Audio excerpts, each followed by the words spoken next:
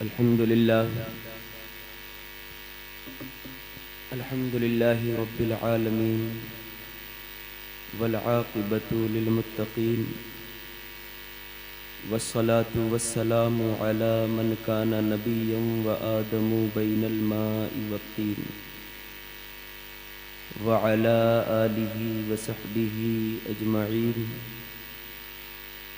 أما بعد، فأعوذ بالله من الشيطان الرجيم. بسم الله الرحمن الرحيم. وكلبهم باسط ذراعيه بالوصيد. فقد قال الله تبارك وتعالى في مقام آخر: ولقد خلقنا الإنسان في أحسن تقويم ثم رددناه أسفل سافلين إلا الذين آمنوا وعملوا الصالحات. صدق الله مولانا العظيم وبلغنا رسوله النبي الأمين المتين الكريم الرؤوف الرحيم، ونحن على ذلك لمن الشاهدين والشاكرين والحمد لله رب العالمين.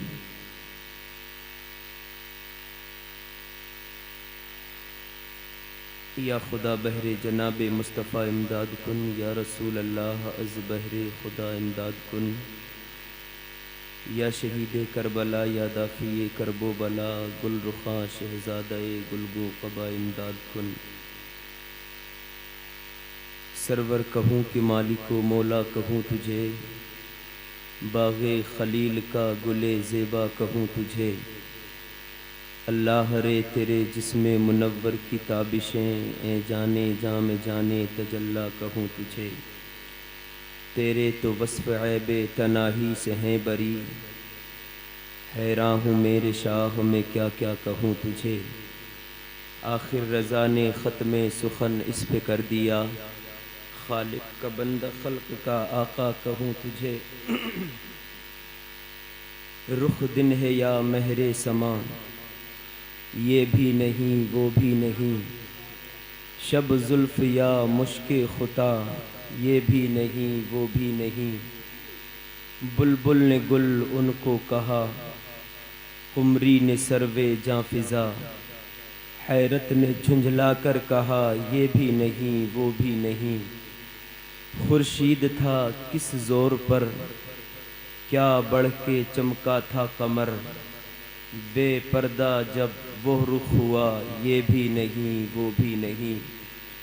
ڈر تھا کہ عصیاں کی سزا اب ہوگی کہ روز جزا. ڈر تھا کہ عصیاں کی سزا اب ہوگی کہ روز جزا. دی ان کی رحمت نے صدا، یہ بھی نہیں وہ بھی نہیں. دی ان کی رحمت نے صدا، یہ بھی نہیں وہ بھی نہیں. اعلیٰ حضرت فرماتے ہیں: راہ پرخار ہے کیا ہونا ہے، پاؤں افگار ہے کیا ہونا ہے. چھپ کے غیروں سے کیے جس کے گناہ، وہ خبردار ہے کیا ہونا ہے. اور گھر بھی جانا ہے مسافر کے نہیں، مت پہ کیا مار ہے کیا ہونا ہے. ہائے ڈوبی تو کہاں آ کر ناؤ، عین مجدھار ہے کیا ہونا ہے. اور دل ہمیں تم سے لگانا ہی نہ تھا، دل ہمیں تم سے لگانا ہی نہ تھا. اب سفر وار ہے کیا ہونا ہے. کیوں رضا کڑتے ہو ہنستے اٹھو، جب وہ غفار ہے کیا ہونا ہے. جب وہ غفار ہے کیا ہونا ہے. حضرات آئیے سب سے پہلے ہم اور آپ الہا ہوزاری کے ساتھ مصطفیٰ جان رحمت شمع بزم ہدایت جناب احمد مجتبیٰ محمد مصطفیٰ صلی اللہ علیہ وسلم کی بارگاہ میں درود و سلام کی ڈالیاں نچھاور کر لیں. پڑھیں بآواز بلند: اللہم صلی علی سیدنا و مولانا محمد وبارک وسلم. صلو علیہ صلاۃ و سلام علیک یا رسول اللہ صلی اللہ تعالی علیہ وسلم. کسی نے کہا تھا کہ مجھ پہ فیضان شہنشاہ امم ہو ہی گیا، مجھ پہ فیضان شہنشاہ امم ہو ہی گیا. خواب ہی میں سہی دیدار حرم ہو ہی گیا. اور میری بستی سے بہت دور تھا شہر طیبہ، ایک قدم روز چلا فاصلہ کم ہو ہی گیا، ایک قدم روز چلا فاصلہ کم ہو ہی گیا۔ حضرات، میں نے کلام مقدس کی 2 آیتیں، یا پہلی جگہ سے ایک آیت کا ٹکڑا، دوسری جگہ سے 2 یا 3 آیتیں پڑھی ہیں۔ آپ سنتے ہیں، سن رہے ہیں کہ ہمیں دنیا سے جانا ہے، کوچ کرنا ہے، اس دنیا کو الوداع کہنا ہے۔ کوئی دنیا میں آج تک یہ دعویٰ نہ کر سکا کہ اسے دنیا میں ہی رہ جانا ہے، اسے دنیا ہی میں رہ کر اپنی زندگی گزارنا ہے۔ ہر شخص کا یقین یہ ہے کہ اسے ایک نہ ایک دن اس دار فانی سے کوچ ضرور کرنا ہے، اسے ایک نہ ایک دن اس دنیا سے جانا ضرور ہے، اسے ایک نہ ایک دن اس دار فانی کو کوچ ضرور کرنا ہے۔ آپ دیکھتے ہیں اپنے ماتھے کی آنکھوں سے کتنے واقعے آپ نے ایسے بھی دیکھے ہوں گے، کتنی چیزیں آپ کی نگاہوں نے وہ محسوس بھی کی ہوں گی کہ ایک انسان پوری زندگی 20-25 سال یا 5 سال یا 1 لمحہ، موت کا کوئی وقت نہیں ہے کہ ہاں صاحب بچپن ہی میں آئے گی، کہ ہاں جوانی کی دہلیز پہ تم قدم رکھو گے تو موت اپنا پنجہ تمہارے اوپر مضبوط کر لے گی، یا تم بڑھاپے کو پہنچو گے تبھی تمہیں موت آئے گی، یا 40 سال کی تمہاری زندگی ہوگی تب تمہیں موت آئے گی۔ موت کا کوئی ایک لمحہ نہیں ہے کہ ہاں اس وقت انسان کو موت آئے گی۔ یہ موت نہ جانے کس انسان کے اوپر کب مسلط کی جائے گی، لیکن ہر انسان کی موت کا وقت مقرر ہے۔ اگر بچپن میں لکھی ہے تو بچپن میں آ جائے گی، اگر جوانی میں لکھ دی ہے تو جوانی میں آ جائے گی۔ اگر 40 سال کی عمر میں کسی کو موت آنا ہے تو 40 سال کی عمر میں بھی موت آئے گی، مگر میری اور تیری زندگی کا معیار یہ ہے، میں نے اور تو نے صبح اور زندگی کی شام اس طریقے سے گزارنا شروع کیا ہے۔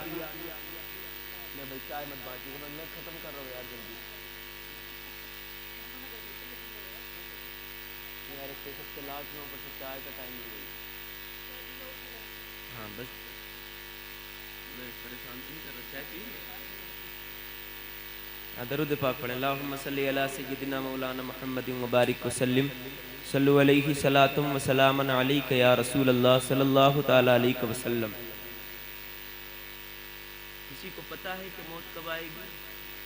کسی کو نہیں پتا ہے، مگر میرا حال بھی یہ ہے، آپ کا حال بھی یہ ہے، اور انسان کرتا ہی ہے۔ اگر میں نے جوانی کی دہلیز پہ قدم رکھا، میری شادی ہوئی، تو میں نے بھی بیوی کے ساتھ پلاننگیں کرنا شروع کی، اس بچے کو میں ڈاکٹر بناؤں گا، اس بچے کو میں عالم بناؤں گا۔ حال یہ ہے صاحب، میری اور تیری زندگی کے سامنے، میری اور تیری نگاہوں کے سامنے ایسے لوگ بھی گزر گئے جو اپنی بلڈنگیں بناتے بناتے جب تکمیل تک پہنچے نا، ابھی کل ہی اس کی بلڈنگ بن کے تیار ہوئی تھی، صبح مسجدوں سے اناؤنس ہونا شروع ہوا فلاں کا انتقال ہو گیا ہے۔ وہ جو پوری زندگی یہ سوچتا رہا اتنے عالی شان مکان میں بناؤں گا، فلاں جائیداد بھی خرید کے اولاد کے نام کر کے جاؤں گا، فلاں زمین بھی خرید کے اولاد کو دے کے جاؤں گا، فلاں زمین خریدوں گا، فلاں مکان بھی میں خریدوں گا، مگر وہی انسان جب اس بلڈنگ کو بنا کے تکمیل تک پہنچانے کے قریب پہنچا ہے، حال یہ ہے مسجدوں سے اناؤنس ہو گیا ہے فلاں کا انتقال ہو گیا، دفن ظہر کی نماز کے بعد کیا جائے گا۔ وہ صاحب انسان ہے، انسان پوری زندگی تیاریاں کرتا رہا، ہاں اگر اس نے تیاریاں نہیں کی ہیں تو ایک چیز کی نہیں کی ہے، یہ موت کو اپنی زندگی کی تیاریوں میں بھول گیا، یہ بلڈنگیں بناتے ہوئے یہ فراموش کر گیا کہ ایک دن اس کے اوپر موت اپنا پنجہ بھی جکڑ کے چلے گی، ایک نہ ایک دن موت آ کے اس کے اوپر اپنا پنجے کا تسلط کر لے گی۔ صاحب میں بھی بھولا ہوا ہوں، آپ نے بھی فراموش کر دیا ہے، یار یہ دنیا خواب کے مانند ہے، تم خواب سے جاگو گے تو کچھ باقی نہیں رہے گا۔ آج انسان دنیا کے لیے کیا نہیں کرتا، اولاد کے لیے سب کچھ کیا ہوا ہے، بلڈنگیں اس نے بنائی ہیں، جائیداد اس نے خریدی ہیں، طرح طرح کے مکان اس نے بنائے ہیں، مگر ایمانداری سے جواب دو، اپنے ماتھے کی آنکھوں سے آپ دیکھتے ہو کتنی اولاد ہے، بڑی لائق اولاد ہوگی جو اپنے باپ کے کاندھے کو، اپنے باپ کے جنازے کو کاندھا دیتی ہے، ورنہ اولاد کاندھا تک اپنے باپ کے جنازے کو نہیں دیتی ہے۔ چلو جنازے کو کاندھا بھی دے دیا تو حال یہ ہے، نماز جنازہ پڑھنے جاتے ہیں، اولاد بھی الگ کھڑی ہے، وہ جو الگ نماز جنازہ سے ہے نا، انہی میں اس کا بیٹا بھی ہے، وہ بیٹا جس سے باپ دنیا سے زیادہ محبت کرتا رہا، وہ بیٹا جس کے بیٹے کے لیے جس باپ نے سب کچھ لا کے خرید کے کھڑا کر دیا، بلڈنگیں اس کے لیے خریدی ہیں، جائیدادیں اس کے لیے کری ہیں، اللہ اکبر۔ مگر ایمانداری سے جواب دو یار، جو بیٹا تیرے آخری لمحوں میں ساتھ نہ چلا ہو، جس بیٹے نے تیری آخری مرتبہ تیرے جنازے کو کاندھا نہ دیا ہو، جو بیٹا تیری نماز جنازہ نہ ادا کر سکا ہو، حال صرف یہ نہیں ہے اگر تمہارا یا میرا انتقال ہو جائے نا، میرے بیٹے کو نہلانا تک نہیں آتا ہے، کفن پہنانا تک نہیں آتا ہے، ہمیں اگر بیمار ہوتے ہیں تو حال یہ ہے صاحب، ہم نے قرآن پڑھنے کے لیے بھی موت کے وقت میں کسی امام کو بلایا ہوتا ہے، کسی مدرسے کے طالب علم کو بلایا ہوتا ہے، میں جس کے لیے پوری زندگی گزارتا رہا، میں جس سے ساری زندگی محبتیں کرتا رہا، آج وہ آ کے میرے سرہانے کھڑے ہو کے قرآن کی سورہ یاسین نہیں پڑھ سکتا ہے، تو پھر یہ جائیداد کس کے لیے خریدی ہے؟ تو نے محبتیں کس کے لیے کی ہیں؟ تو نے الفتیں کس سے کی ہیں؟ یار محبتیں اسے نہیں کہتے ہیں، محبت اسے کہتے ہیں باپ کا اگر انتقال ہو جائے تو نہلائے باپ کی میت کو تو بیٹا نہلاتا نظر آئے، اگر کفن پہنائے تو بیٹا پہنائے، اگر کاندھا لگائے تو بیٹا لگائے، اگر قبر میں اتارے تو بیٹا اتارے، دنیا اس کو دفن کر کے واپس آ جائے لیکن بیٹا اس کی قبر پہ موجود رہے۔ مگر آپ دیکھتے ہیں کتنے بیٹے ہیں جو اپنے باپ کی قبر پہ موجود رہتے ہیں، میں نے تو دیکھا ہے ایسے بیٹے بھی دنیا میں موجود ہیں، یہ دنیا والے بعد میں آتے ہیں، بیٹا پہلے نکل آتا ہے، اس سے وحشت ہونے لگتی ہے، اب کے باپ کے جسم کو یہ ہاتھ نہیں لگانا چاہتا، یہ نہلانا نہیں چاہتا، صرف دور سے کھڑے ہو کے تماشا دیکھتا ہے۔ نہلانے والے بھی کرائے پہ منگائے گئے ہیں، کفن بھی اور پہناتے ہیں، جنازے کو کاندھا بھی اور دیتے ہیں، قبر میں اتارنے والے بھی اور ہیں۔ صاحب حال یہ ہے، ابھی لوگوں نے ابھی قبرستان سے آنے کا رخ نہیں کیا ہے، اتنے میں اناؤنس کیا جاتا ہے فلاں کو بھی کھانا کھا کے جانا ہے، مہمان کوئی نہ جائے، سب کو مرنے والے کے یہاں کھانا کھا کے جانا ہے۔ وہ صاحب ذرا دیکھ تو صحیح، کبھی تنہائی میں بیٹھ کے سوچنے کی کوشش کیا کر، یہ دنیا جس کے لیے تو وفائیں کرتا رہا، یہ دنیا جس کے لیے تو پوری زندگی مرتا رہا، تو نے صبح بھی اس کے لیے گوائی ہے، تو نے رات بھی اس کے لیے گزاری ہے، دوپہر کی تکلیفیں اس کے لیے بسر کی ہے، تو نے پوری زندگی مشقتوں میں اس کے لیے گزاری، مگر آج جب تو دنیا سے چلا گیا، آج جب تیرے جسم سے روح پرواز کر گئی تو حال یہ ہے، نہ بیٹا تیرا ہے، نہ بیوی تیری ہے، نہ جائیداد تیری ہے، نہ مکانات تیرے ہیں، سب نے ساتھ چھوڑ دیا ہے۔ ہاں اگر یہاں سے جانے کے بعد کوئی چیز کام آتی ہے، اگر تو نے واقعی مصطفیٰ سے محبت کر لی ہوتی ہے، تجھے قبر میں اتارا جاتا ہے، ادھر دنیا دفن کر کے آ جاتی ہے، ادھر آقا فرماتے ہیں او میرے امتی پریشان مت ہو، میں تیری وحشت کو دور کرنے تیری قبر میں موجود آ گیا۔ اللہ اکبر مسلمانوں، یہ حال ہمارا ہے، ہم نے ساری تیاریاں کی ہیں، ہاں اگر کوئی تیاری نہیں کی ہے تو صرف ہم نے یہاں سے جانے کی تیاری نہیں کی ہے، صرف یہاں سے ہم نے کوچ کرنے کی، اس لیے کہ ہم غفلت میں پڑے ہوئے ہیں، اس لیے کہ ہم نے زندگی جینے کا معیار بدل دیا، ہم نے زندگی جینے کا طریقہ بدل دیا۔ اللہ اکبر، موت کہتے کسے ہیں؟ ہر انسان موت سے ڈر رہا ہے، ہر انسان موت سے ڈرتا ہے۔ آپ نے اپنی ماتھے کی آنکھوں سے وہ منظر بھی دیکھا ہوگا جب ڈاکٹر کسی کو لا علاج بیمار قرار دیتے ہیں، دیکھا ہے نا، سانس بھی چلتی ہے، حرکت بھی ہوتی ہے، پاؤں بھی ہلتے ہیں، سانسیں بھی لیتا ہے، کچھ کھاتا بھی ہے، مگر ڈاکٹر کہتے ہیں اب اپنے عزیز کو لے جاؤ گھر، جا کے اس کی سیوا کر لو، اس لیے کہ 2-3 دن کا مہمان ہے۔ صاحب ایسے لوگ بھی ہیں، یار وہ وقت میرے اور تیرے اوپر بھی آنے والا ہے، وہ خدا را خوف کیا کرو، اس سے ڈرا کرو، اس سے پہلے کہ وہ وقت آ جائے، اس سے پہلے کہ تیرے ہاتھ کام کرنا بند کر دیں، اس سے پہلے کہ تیرے پیر حرکت کرنا بند کر دیں، اس سے پہلے تو اپنی بے کسی کا نظارہ اپنے ماتھے کی آنکھوں سے دیکھے، اس سے پہلے تو رب کی بارگاہ میں آ، اس سے پہلے تو مصطفیٰ سے دل لگا، اس سے پہلے تو خدا کی بارگاہ میں آ، اس لیے کہ اگر تو اس وقت سے پہلے خدا کی بارگاہ میں آ جائے گا، اگر اس سے پہلے مصطفیٰ سے دل لگا لے گا، پھر یہ دنیا بھی تیری ہوگی، پھر قبر بھی تیری ہو جائے گی، اور انشاءاللہ تجھے میدان قیامت میں مصطفیٰ کی شفاعت بھی مل جائے گی۔ مگر اس تک آ کے تو دیکھ، ہم نے تو صرف دنیا میں جینا سیکھا ہے۔ میں یہ نہیں کہتا آپ دولتیں نہ کمائیں، میں یہ نہیں کہتا آپ شہرتیں نہ کمائیں، میں یہ نہیں کہتا، صاحب کوئی ایک تاریخ تو بتائیں جس نے مصطفیٰ سے پیار کیا ہو، جو خدا کی بارگاہ میں آیا ہو، کوئی ایک تاریخ بتا دیں کہ اللہ نے اسے عزت نہ دی ہو، اللہ نے اسے شہرت نہ عطا فرمائی ہو، اللہ نے اسے دولت نہ دی ہو۔ اللہ اکبر مسلمانوں، موت کسے کہتے ہیں؟ میں بھی موت سے ڈرتا ہوں، مجھے بھی ڈر ہے کہ کہیں میری جوانی میں موت نہ آ جائے، آپ کو بھی ڈر ہے کہ کہیں جوانی کی دہلیز پہ پہنچنے میں میرا انتقال نہ ہو جائے، بچے چھوٹے کہیں مجھے موت اپنے پنجوں میں نہ جکڑ لے، بوڑھے بھی ڈرتے ابھی موت نہ آئے، ہر انسان کانپ رہا ہے، مگر ایمانداری سے جواب دو، یار یہ موت تو آنا ہی ہے نا؟ کوئی ہے کہ جسے دنیا میں رہنا ہے؟ موت تو آنا ہی ہے، اور قسم خدا کی آپ جانتے ہیں جب تک موت ہے ماں کا قرب ہمارے ساتھ ہے، جب تک ہمارے پاس زندگی ہے باپ کا قرب ہے، جب تک زندگی ہے بھائی کا قرب ہے، جب تک زندگی ہے بہن کا قرب ہے، جب تک زندگی ہے اولاد کا قرب موجود ہے، جب تک زندگی ہے بیوی کا قرب موجود ہے، جب تک زندگی ہے دوستوں کا دوست ساتھ موجود ہے، مگر قسم خدا کی جیسے ہی انسان موت کے گھاٹ کو پار کرتا ہے پھر دنیا الگ ہو جاتی ہے، پھر قرب نہ باپ کا ہوتا ہے نہ ماں کا ہوتا ہے، نہ بیوی کا ہوتا ہے نہ اولاد کا ہوتا ہے، ہاں اس وقت جا کے اگر قرب کسی کا ہوتا ہے تو یا تو اللہ کا ہوتا ہے یا اس کے رسول کا ہوتا ہے۔ بتاؤ دونوں میں کون سا قرب بہتر ہے؟ یہ ماں کا قرب یا اللہ کے رسول کا قرب؟ قسم خدا کی یہ دنیا کی محبتیں ہیں، دنیا میں دم توڑ دیتی ہیں، جیسے ہی تیرے جسم سے روح نے پرواز کیا یہ دنیا کی محبتیں دم توڑ گئیں، مگر مصطفیٰ دنیا میں بھی تیری رہنمائی فرماتے ہیں۔ اگر تو مشکل میں بیٹھ کے مصطفیٰ کو پکار لے تو آقا فرماتے ہیں میں ہر امتی کی فریاد رسی کرتا ہوں، اس کی مدد کے لیے پہنچ جاتا ہوں۔ جب ساری دنیا تجھے قبر کی وحشت میں تنہا چھوڑ آتی ہے تو مصطفیٰ فرماتے ہیں میں یہاں بھی اپنی امتی کی مدد کے لیے پہنچ جاتا ہوں۔ اللہ اکبر مسلمانوں، یہ بڑی بات ہے کہ مصطفیٰ سے یار پیار بھی اسی سے کرنا چاہیے جو دنیا میں بھی کام آتا ہے اور جو قبر میں بھی کام آئے گا اور انشاءاللہ میدان قیامت میں بھی کام آئے گا۔ اور موت سے ڈرنا کیسا ہے؟ موت سے کیسا ڈرنا ہے آپ جانتے ہیں؟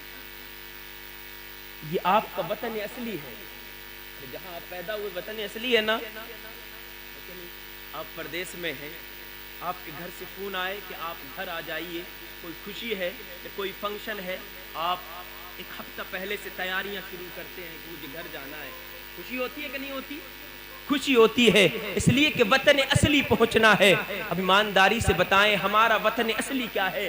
ہمارا وطن اصلی یہ ڈھکیا نہیں ہے، ہمارا وطن اصلی یہ یو پی نہیں ہے، ہمارا وطن اصلی یہ ہندوستان نہیں ہے، ہمارا وطن اصلی تو میدان قیامت ہے، یا پھر ہمارا وطن اصلی جنت ہے، اس لیے کہ ہمارے باپ حضرت آدم کو اللہ نے جنت میں پیدا فرمایا، اور جو جہاں پیدا ہوتا ہے وہی اس کا وطن اصلی بھی ہوتا ہے۔ یار پھر ہمیں جب پلٹ کے وطن اصلی جانا ہے تو پھر ہمیں پریشان ہونا کیوں ہے؟ پھر ہمیں موت سے ڈرنا کیوں ہے؟ پھر کسی نے کہا تھا یار جب وطن اصلی کو پلٹ کے انسان جاتا ہے، سعودی سے کوئی ہوائی جہاز کا سفر کرے تو راتوں کی نیند اڑ جاتی ہے، خوشیوں نے راتوں کا سکون چھین لیا ہے، کل مجھے گھر پہنچنا ہے، پرسوں مجھے گھر جانا ہے، اس لیے کہ اپنے وطن واپس لوٹ رہا ہے۔ تو یہ میرا وطن حقیقتاً نہیں ہے، حقیقتاً وطن یا تو میدان قیامت ہے یا جنت ہے، اور جب مجھے پلٹ کے اپنے وطن جانا ہی ہے تو اس حال میں جاؤں دنیا میرا جنازہ دیکھ کے کہے او لوگوں یہ کوئی کسی غدار مصطفیٰ کا جنازہ نہیں ہے بلکہ یہ کسی وفادار مصطفیٰ کا جنازہ۔ اللہ اکبر، یار تو یہ حال ہے اگر تم پہنچو میدان قیامت، اس لیے کہ وہ میرا وطن اصلی ہے۔ اب انسان کو قبر میں رکھا جاتا ہے، اب جانتے ہیں ہمارے دادا پردادا کو کتنے سال انتقال کیے ہو گئے، کسی کو 200 سال، کسی کو 100 سال، سو رہے ہیں نا؟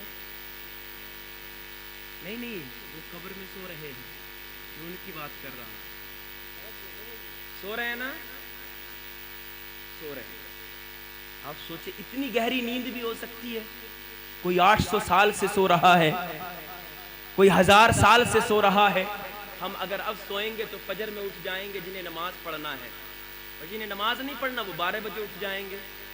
یہ اپنی اپنی قسمت ہے کہ کوئی فجر کی نماز میں اٹھ جائے گا، کوئی فجر کی نماز کو بول کر جائے گا۔ اس لیے کہ نماز فجر کی وہی پڑھے گا، یا تو وہ مصطفیٰ سے پیار کرتا ہے یا مصطفیٰ اس سے پیار کرتے ہیں۔ یہ حقیقت بات ہے نا، وہی نماز پڑھے گا۔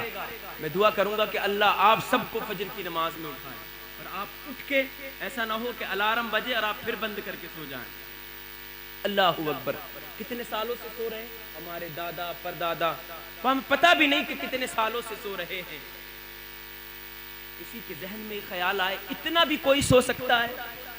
میں ایک زندہ مثال دوں۔ 15ویں پارے میں اللہ رب العزت اصحاب کہف کا ذکر ہے سورہ کہف میں۔ وہ کتنے سال سو رہے ہیں؟ تقریباً 309 سال سوتے رہے۔ کتنے؟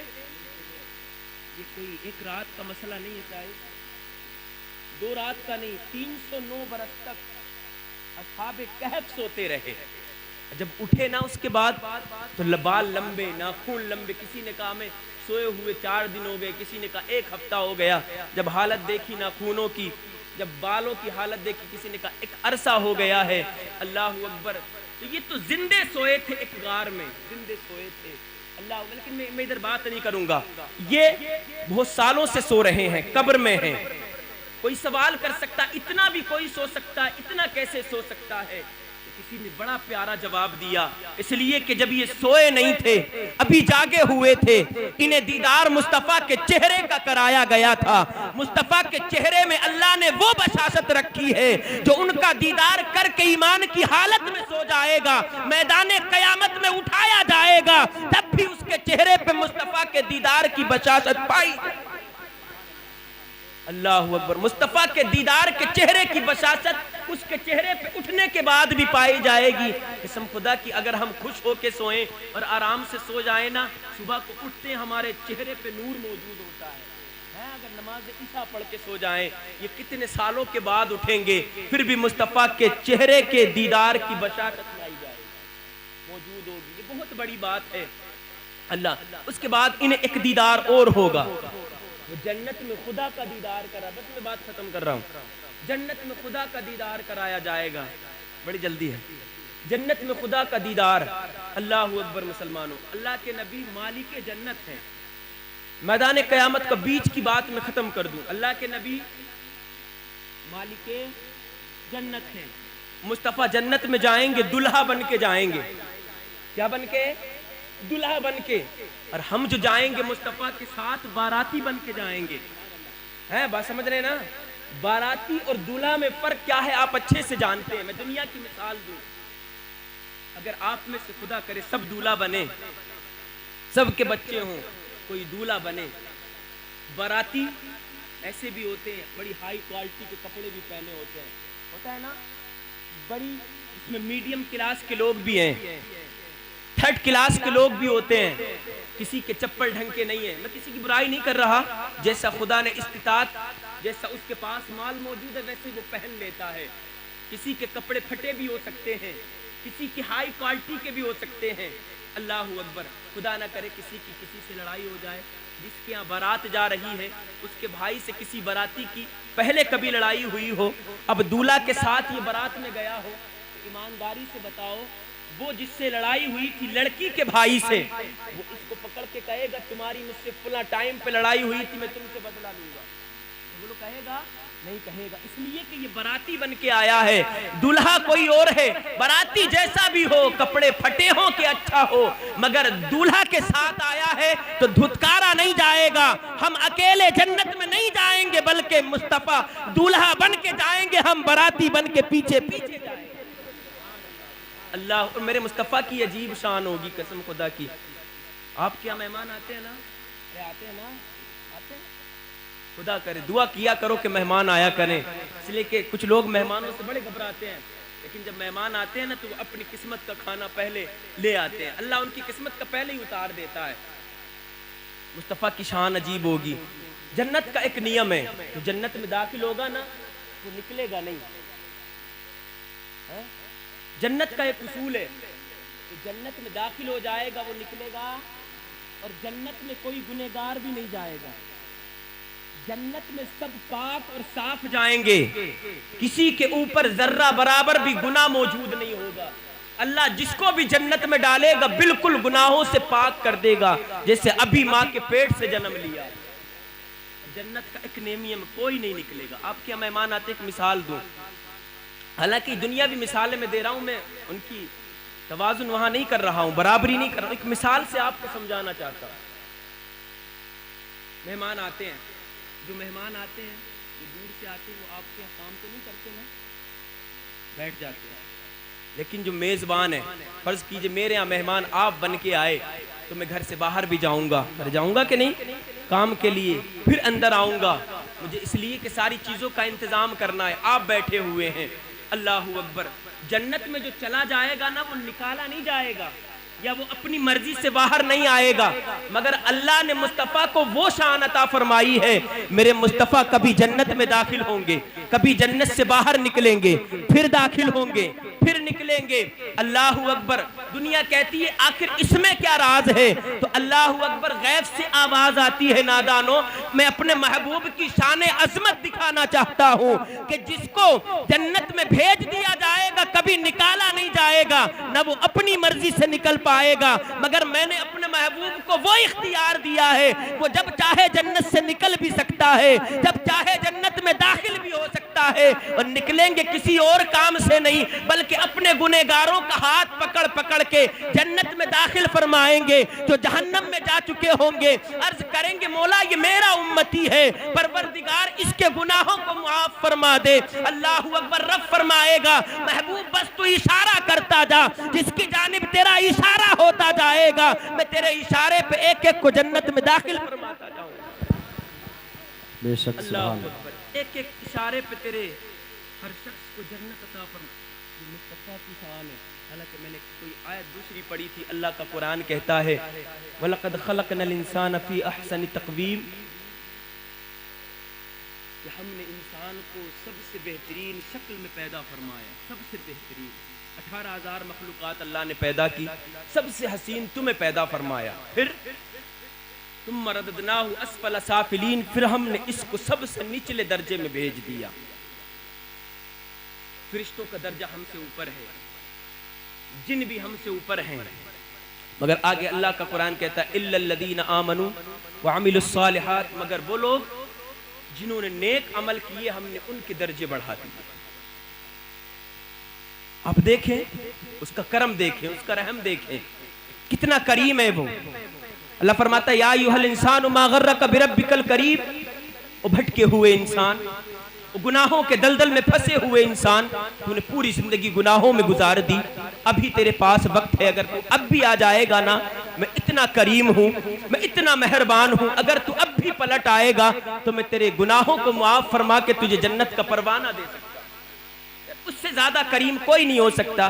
اگر میں دوست کے ساتھ گستاخیاں کروں نا، ایک بار بعد دوست معاف کر سکتا ہے، دوسری بار پھر کر دوں تو کبھی معاف نہیں کر سکتا.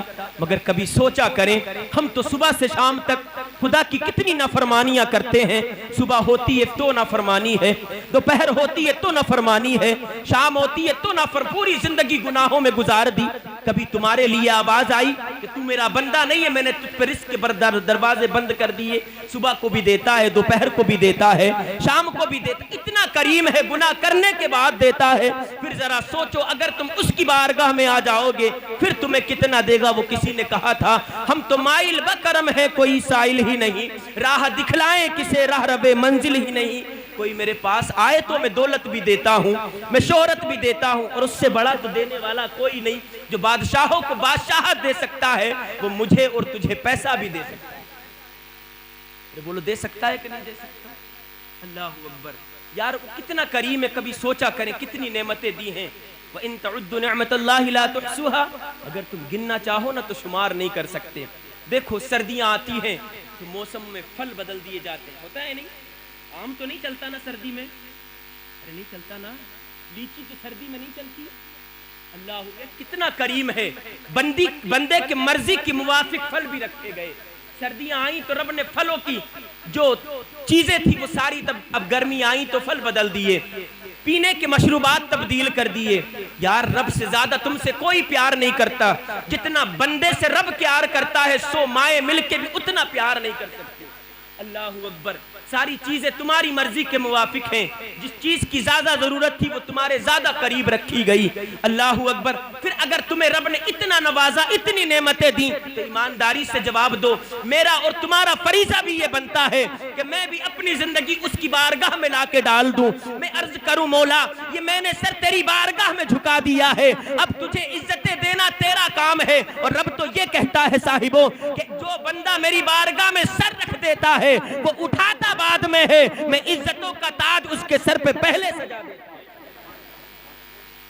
عزتوں کا تاج اس کے سر پہ پہلے سجا دیتا ہوں۔ میں نے ایک آیت پڑھی تھی وَقَلْبُهُمْ بَاسِطٌ ذِرَاعَيْهِ بِالْوَسِيدِ، کہ ان کا کتا ان کی چوکھٹ پہ بازو بچھا کے بیٹھ گیا، اس کا یہ ظاہری ترجمہ ہے۔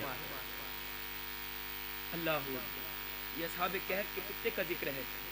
جب یہ چلنے لگے نا، بادشاہ کا گھر وار چھوڑ کے، اپنا ملک چھوڑ کے، ایک کتا ان کے ساتھ ہو لیا۔ انہوں نے کہا تو ہمیں پکڑوائے گا، بھوکے گا۔ کتے کو اللہ نے زبان عطا فرمائی۔ کتے نے کہا میں غدار نہیں، وفادار ہوں۔ اللہ اکبر، وفادار ہوں، میں تمہیں پکڑواؤں گا نہیں۔ اصحاب کہف کی نسبت سے وہ کتا بھی جنت میں جائے گا۔ یار سوچو، ایک کتا اگر جنت میں جائے، نسبت اصحاب کہف کی ہو، پھر ہمیں تو نسبت مدینے والے سے ہے۔ اور اگر ہم صحیح معنی میں ان کا دامن پکڑ لیں، جب ایک کتا دامن پکڑ لے تو جنتی ہو جائے، پھر ہمیں تو اللہ نے اشرف المخلوقات بنایا ہے۔ وَلَقَدْ كَرَّمْنَا بَنِي آدَمَ کا تاج ذری رکھا ہے، مصطفیٰ کا امتی بھی بنایا ہے۔ تو ہمارا یقین یہ کہتا ہے اگر ہم ان کے دامن سے وابستہ ہو جائیں تو ہمیں بھی جنت ضرور عطا کی جائے گی۔ اللہ اکبر، اس میں ہمارے لیے سبق یہ ہے، ہم عرض کریں مولا یہ تو نے 15ویں پارے میں ان کے کتے کا ذکر کیا، اس میں ہمارے لیے کیا نصیحت ہے؟